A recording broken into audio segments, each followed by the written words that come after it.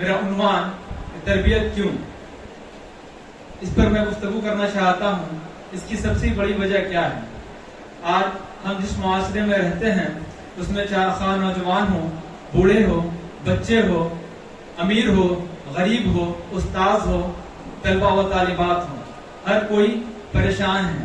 परेशानी की वजह क्या है? इस परेशानी का सबब और इसका रूट, जब रूट कॉज को हम देखते हैं तो इसकी वजह क्या है? इसकी सबसे बड़ी वजह यह है कि कहीं ना कहीं तरबियत में कमी, कहीं ना कहीं तरबियत में वो बिगाड़, जिसकी वजह से जो आज परेशानी का सबब बनी हुई है। शायर मशरिक अल्लामा इकबाल रहमतुल्लाह अलैह फरमाते हैं कि किसी बच्चे की तालीम से ज्यादा जरूरी उसकी तरबियत का होना है। अगर बच्चे को तालीम ना दी जाए तो वो बच्चा जिंदगी गुजार लेगा, मगर अगर उसे तरबियत से रोशनास ना कराया जाए तो उसके साथ बहुत बड़ी ज्यादती होगी। मगर सवाल ये पैदा होता है कि तरबियत, ये जो लफ्ज है, तरबियत होनी किसकी चाहिए? जो मफऊल है, जो ऑब्जेक्ट है, वो कौन होगा? क्या वो वालिदैन होंगे या वो बच्चे होंगे? जी मेरे मोहतरम बिरादर, वो जो मफऊल हैं, जो ऑब्जेक्ट होंगे, वो दरअसल बच्चे नहीं, उनके वालिदैन होंगे। क्योंकि बच्चा तो अल्लाह रब्बुल आलमीन की तरफ से दीन फितरत पर, दीन हनीफ पर पैदा किया गया था, और अल्लाह रब्बुल आलमीन ने उसको दीन फितरत पर पैदा किया था। और दीन क्या है? वो दीन जो नबी अकरम जनाब मोहम्मद रसूलुल्लाह सल्लल्लाहु अलैहि वसल्लम इस दुनिया में लेकर आए। दिन अपने आप में मुकम्मल है, एक ज़ाबिता हयात है, मगर कहीं ना कहीं हमें कमी और कोताही होती है। इसके सबब आज ये खलफशात और ये परेशानी इस पूरी दुनिया को सामना करना पड़ रहा है। आइए सबसे पहले हम जानते हैं हमारे दरमियान जो वालिदैन हैं उनकी दो किस्में हैं। एक वो वालिदैन जो फिक्रमंद हैं, जिनको हम कंसर्न पेरेंट्स कह सकते हैं। एक वो वालिदैन जो अनकंसर्न, जिसको कोई फिक्र नहीं कि हमारा बच्चा कहाँ जा रहा है, हमारा बच्चा कैसे तरबियत हासिल कर रहा है, हमारा बच्चा कैसे पल और बढ़ रहा है। हमें इसकी ऐसे वालिदैन हैं जिसकी कोई फिक्र नहीं है। मैं इस पर रोशनी नहीं डालना चाहता क्योंकि ये अपने आप में एक बहुत बड़ा उन्वान है।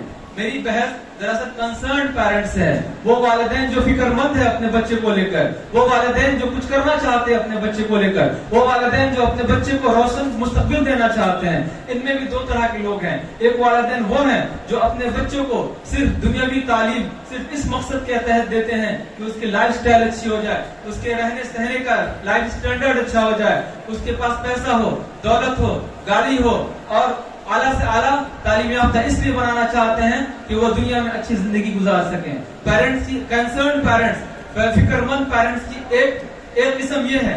मगर दूसरी किस्म ये है कि दूसरा जो हुकूकुल्लाह, हुकूकुल इबाद और इखलास, तकवा, लिल्लाहियत को अपने बच्चे के अंदर पैदा करना चाहते हैं।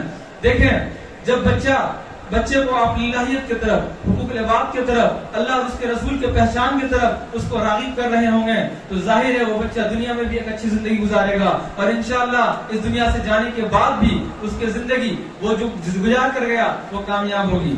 मैं उन वालिदैन के खिलाफ नहीं हूँ जो अपने बच्चे को अच्छी तरबियत देना चाहते हैं, अच्छा पैसा कमाने के लिए उसको काबिल बनाना चाहते हैं, अच्छा लाइफ स्टाइल देना चाहते हैं। मैं उनके खिलाफ नहीं हूँ, बल्कि मैं चाहता हूँ कि जहाँ आपने उसे पैसा कमाने के काबिल बनाया, उसे अच्छा लाइफ स्टाइल दिया, उसको जिंदगी गुजारने का तरीका सिखलाया, वहीं अल्लाह और उसके रसूल सल्लल्लाहु अलैहि वसल्लम की जिंदगी से भी रोशनास कराए, वहीं अल्लाह से भी रोशनास कराए, वहीं किताबुल्लाह से भी रोशनास कराए, वहीं उसको दीन से भी जोड़े।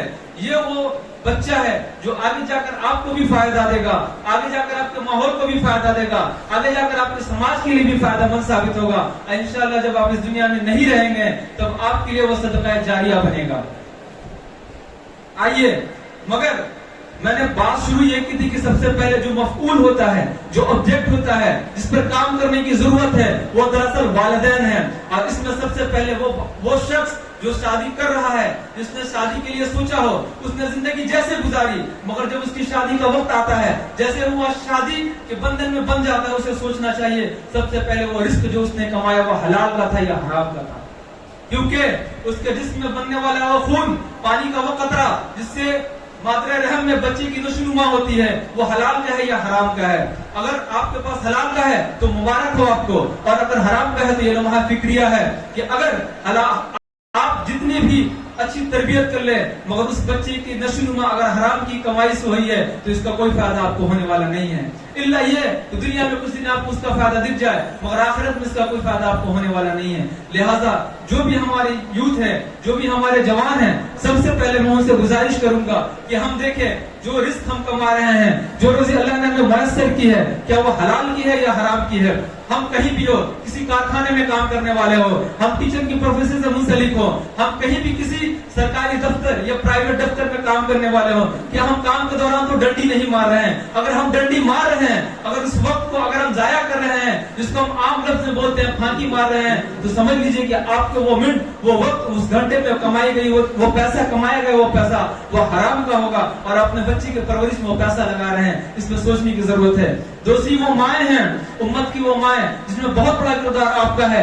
आज की बहनों का हाल तो बहुत अफसोस होता है देखकर, जिनका बेशतर time Instagram, Facebook, WhatsApp, Snapchat, इन तमाम सोशल मीडिया पर गुजरता है, मगर उन्हें खोलकर कुरान और खोलकर मोहम्मद रसूलुल्लाह की सीरत देखने की तौफीक नहीं मिलती है। लिहाजा उन्हें सोचना चाहिए। आइए